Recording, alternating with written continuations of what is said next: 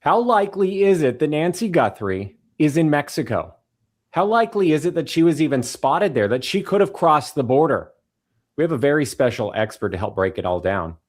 Hey, everybody, I'm Matt Johnson. I'm the host of True Crime and Justice with Matt Johnson. Thanks for being here. We are breaking down the latest ransom note. There's been several in this case ever since Nancy was reported missing. Recently, there were two more notes sent to TMZ suggesting that Nancy was seen in Mexico, Sonora, Mexico. And the likelihood of Nancy crossing the border, it's not too crazy because Nancy's home is something like 60 miles from the US-Mexico border. But the note that was sent to TMZ comes at a very interesting time because it was also the same day that daughter Savannah Guthrie returned to the Today Show, stealing the spotlight there, causing more agony for this family, including the anchor of Today, Savannah, who's searching for answers like the rest of us, answers into whether or not it's even possible that Nancy was abducted and taken across the border, why, what it looks like in an investigation for a missing person over in another country, in this case, Mexico. How does that change things? How does that change the initial investigation here on the US side? And the investigators there in Mexico, do they cooperate? How likely is it that she survived, that she's there receiving medication? These are all the questions that I ask a very special guest on the program who specializes in extractions and the search for missing persons. Before we dive into our discussion, which is fascinating, please do me a favor. Hit the like, hit the subscribe, and share this episode with a friend. Now, the case of missing Nancy Guthrie.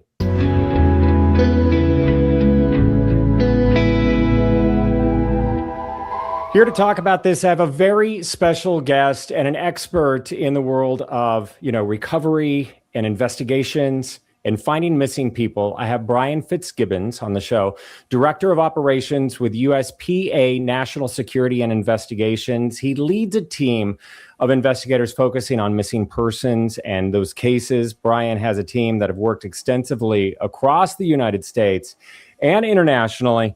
Thank you for being on the program, and thank you for your service. I know that you're a U.S. Marine. Thank you, Matt. It's an honor to be here. Yeah, so let's just dive into the latest facts with those ransom notes. First off, how much legitimacy do you give those notes? And this is the first time where a location, at least that we know of, has been mentioned, and that being Mexico. What are your thoughts?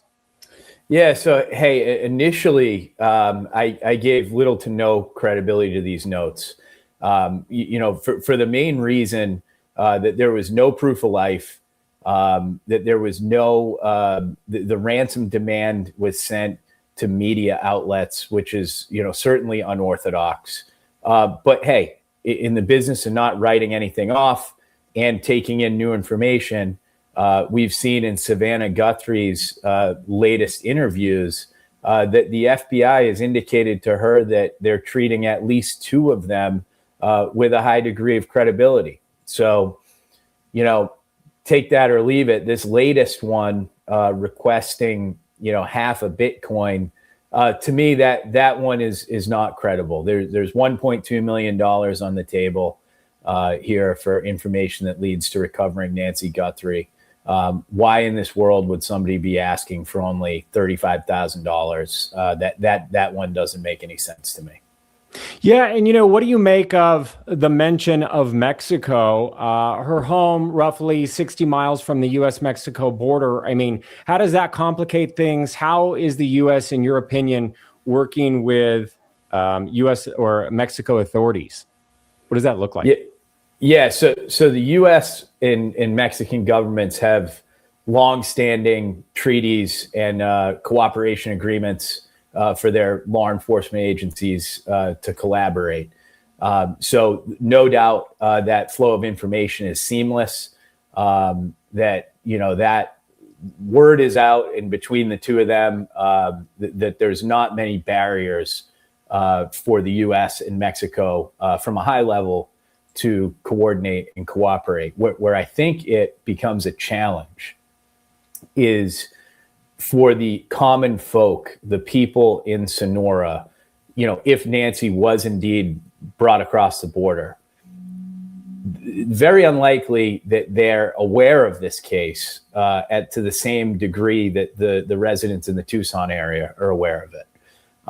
That's just, plain and simple. The same media that's hitting us in the U.S. and certainly saturated in the Tucson area is not going to be to the same degree south of the border.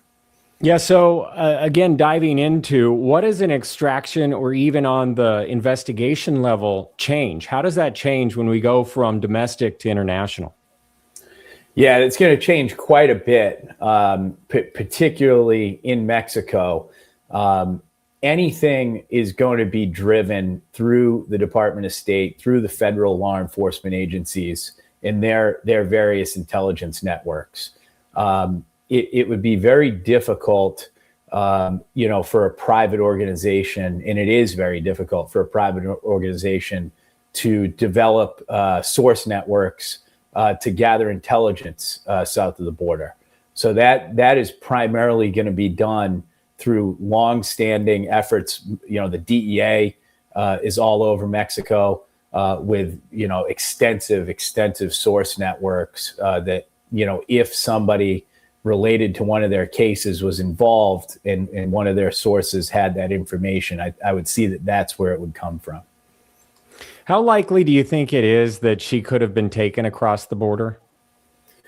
I would say possible, not probable. The reason I say that is the amount of time that's gone by. It would require, obviously a little more planning. Logistically, vehicles would have to cross that border. And that the federal agencies, particularly the FBI in this case, is all over the movement of vehicles that were leaving the Tucson area in and around that time that Mrs. Guthrie was abducted and crossing the border. So, I think that where we stand today, 60 plus days into this, it's certainly still on the table, but it's not probable. Well, how do they rule things out? So in my time reporting at the U.S.-Mexico border down in San Diego, there's 2 ports of entries there. And, it's heavily guarded and there is a lot of cameras around. But whether or not they're always recording, that's another question. So what are our investigators doing, do you think, with digging into trying to find leads to see if she even crossed the border? Yeah, that presents an incredible difficulty in this investigation. First of all, we haven't identified a vehicle. There was some initial search warrant served on a vehicle that they thought was related to the case. Then they backed off and said it wasn't. They were looking for that vehicle that had been captured by a security camera a couple miles down the road from Mrs. Guthrie's. That didn't seem to pan out. So without knowing what vehicle they're looking for, this creates a big manpower hurdle, right? Where you're going through hours and hours and hours of that security camera footage at that port of entry. And I'll add one piece, one more thing. Investigators have collected over 10,000 hours of security camera footage. So now, at this stage with a pared down investigative staff, it starts to raise the question of, do they have the manpower assigned to this? Are they going to be capable of combing through all that video to identify a potential vehicle? Yeah, and we know, they've come under a major criticism on how things were handled, and that's really not an issue right now, but that does factor into all of this, the manpower and the scaling down. But still sticking with the idea that Nancy was spotted in Mexico, according to this quote unquote tipster to TMZ, who has allegedly reached out to them before.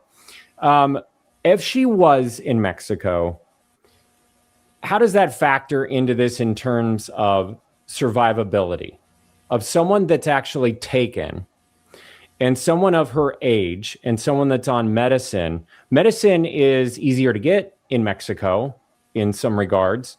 You know, is there a higher or a lower likelihood of survivability if Miss Guthrie was taken to Mexico? I think right from the get-go, the fact that she was without this life-saving medication, that medication did not travel with her, is not a good sign for her survivability here. Crossing the border, in my opinion, is going to bring that chance down even farther, for the simple reason that these abductors, upon realizing that she needs this medication, they're going to recognize that they're immediately exposing themselves, even in Mexico, where, you know, obtaining pharmaceuticals will be easier. You know, it could be a cash transaction. You know, they know that they're going to be skylining themselves when they do that. So I think that it's very unlikely that the abductors did indeed fill prescriptions for Mrs. Guthrie at any point. Is it easier or harder to recover a body if she's no longer with us, if she crossed the border? Exponentially harder across the border. You have to understand the proclivity of a average Joe citizen in Sonora to report things is lower. The knowledge of this case is much lower, and the terrain in Sonora, you know, right across that border is very remote. You know, when you get past those initial towns and cities, it's very remote out there. So I think the chances of a recovery go down exponentially if Mrs. Guthrie was indeed taken across the border. Are we looking at one suspect or more? What's been your analysis and opinion on this? I believe that it's at least two, if not multiple involved in this. You know, one from a planning perspective who may or may not have been on site the night of her abduction. But I think the evidence has bared out that there was more than likely two individuals there, with the doors being propped open, the video of this suspect on the porch, the trail of blood. You know, how did she get out of the house? How are you going to move somebody who's not ambulatory, able to walk more than 50 feet on her own power?